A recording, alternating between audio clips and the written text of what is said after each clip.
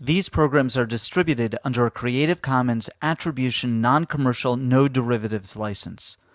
You may copy and distribute these programs free of charge. You may not sell them, and you may not alter them.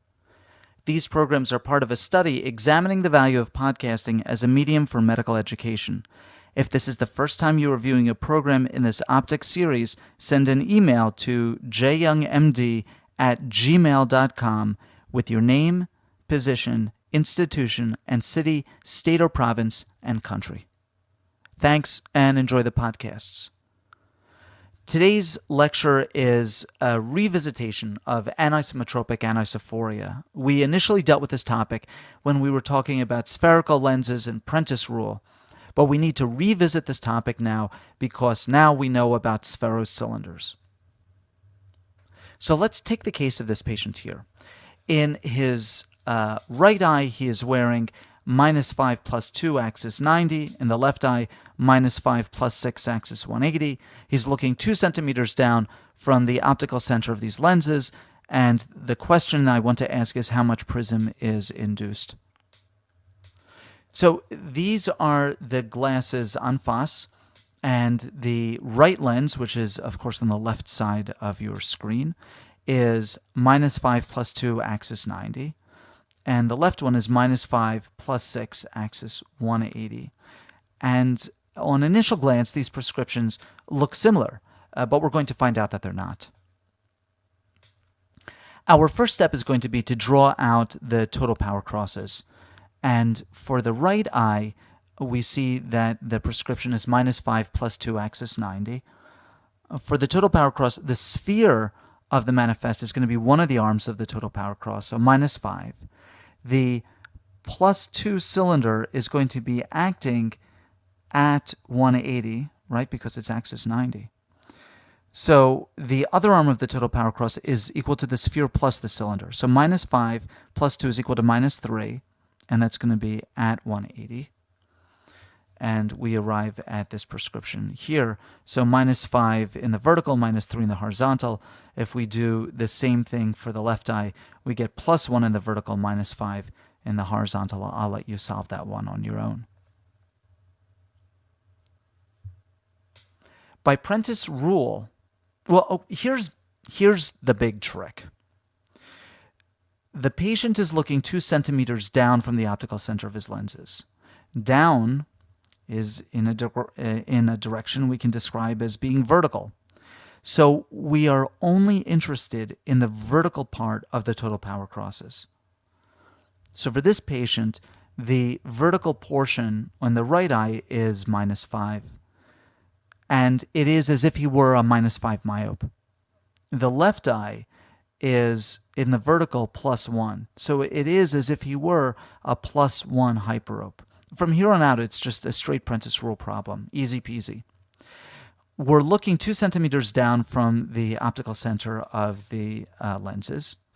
Prentice rule says prism diopters, capital delta, is equal to h times d, where h is the distance from the optical center in centimeters, and d is the dioptric power of the lens. So 2 times 5 is equal to 10 prism diopters for the right eye. And 2 times 1 is equal to 1 prism diopter for the left eye. Now, the next question is, what's the base? The minus lens in the right eye is as if it were 2 prisms oriented apex to apex. And since we're looking down from the center, we're looking through the prism that is oriented base down in the right eye. So the right eye is going to be 10 prism diopters base down. The left eye is going to be 2 prism diopters base up. So since the directions are opposite, the net is additive. So it's 10 prism diopters base down in the right eye plus 2 prism diopters base up in the left is equal to a total of 12 prism diopters. And if we want to be specific, which we have to say 3 things: the magnitude of the prism, the orientation of the prism, and in which eye that prism's acting.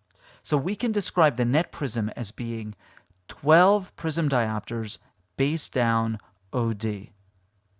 Or we could describe it as being 12 prism diopters base up OS. And either one is an equivalent description of the prism that is induced by this patient's spectacles. Now, just a couple of miscellaneous topics. We looked at chromatic aberration before. Sadly, chromatic aberration is not the only aberration induced by spectacles. For spherical lenses, there's also something called spherical aberration. Our description of the lens maker's formula, delta N over R, is really a description just for paraxial power, for the power of a spherical lens close to its optical center. Once you get any distance from the optical center of the lens, the effective power of the spherical lens starts going up. And there's nothing that I'm going to show you that's quantitative here. I'm just telling you that peripherally in the spherical lens, there is more refractive power than axially or paraxially in the same lens. Here's my next slide. I see the text is a little bit overlapped. This is astigmatism of oblique incidence. And the idea is this. It's that if you take a spherical lens and you tilt it, that you induce cylinder. But I want to explain why, because I find this interesting. Maybe more interesting than you will, but bear with me. If we have a spherical plus lens, and I ask you what the power of that spherical plus lens is, you say, well, I know from this course it's delta N over R. Let's think about what delta N over R means. Delta N over R means that the power is related to the index of refraction and is related also to the curvature of the lens. And I'm going to represent to you that curvature means how many minutes of arc a lens is curved within a certain, let's say, vertical space or horizontal space. Meaning that something that's more steeply curved has got more minutes of arc per, vertical centimeter than something that is less steeply curved. If I take a spherical lens and I tilt it in the way shown in this slide, then I am, in essence, getting more of those minutes of arc into a shorter vertical space. So if I'm taking this lens and I'm rotating it a little bit, I'm tilting it about what axis am I tilting it? I'm tilting the lens about the horizontal axis, right? As if it were an axle drilled through this lens. Now I'm tilting it about the horizontal axis. And what I'm doing is I am compressing the curvature vertically so that I'm getting more minutes of arc per vertical space. So what I'm doing is I am increasing the power of this lens vertically. As it turns out, I'm also increasing the power of the lens horizontally, but a tiny, tiny bit. Primarily, I'm increasing the power of this lens vertically. So what I'm doing is I'm creating a cylinder. Now, what is the sign of the cylinder? The sign of the cylinder is the same as the sign of the lens being tilted. In this diagram here, it's a plus lens that's being tilted. We're going to induce plus cylinder. If it were a minus lens being tilted, it would be minus cylinder. For the same reason, we're just compressing more of whatever curvature is there. What is the axis of the cylinder that I'm inducing? It is the axis of rotation of this lens. It's the axis of rotation of my tilt. So I'm tilting this lens along the horizontal axis. I am inducing cylinder of the same sign of this lens, axis 180. Okay, so that's nifty. It's also nifty because it's non-quantitative. You just have to understand kind of what's going on. A typical question, a myopic patient comes into your office, says, "Doc, I can see much better if I take these glasses and I tilt them." Of course, there's only one way you can really tilt glasses, and that's along the horizontal axis. I guess conceivably you could do it a different way, but let's say that this guy tilts them along the horizontal axis. He puts the glasses in front of his eyes, but he tilts them so that the temples are sticking up-ish. And he says, "I see much better like this." Now, it's a myopic patient. What cylinder does the patient want? The cylinder that the patient wants is minus cylinder, axis 180. because that is the axis about which he is tilted.